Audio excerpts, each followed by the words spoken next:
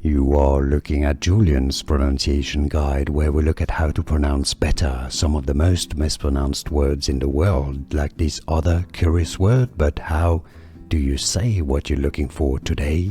Bonjour, we are looking at how to pronounce the name of this animal, as well as how to say more French, so stay tuned to the channel, loads to learn here. Pigeon is how you say it in English, while in French it's spelled similarly but pronounced as pigeon. Pigeon.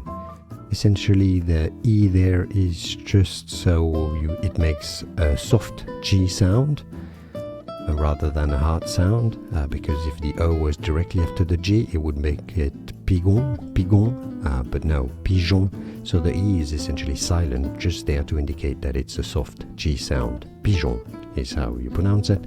And now you know. Like this video if you found it useful, appreciate the support, and thanks for watching. Here are more videos on how to pronounce more confusing words and names too many mispronounced. Like this video if you found it useful, appreciate your support. I'll see you soon and thanks for watching.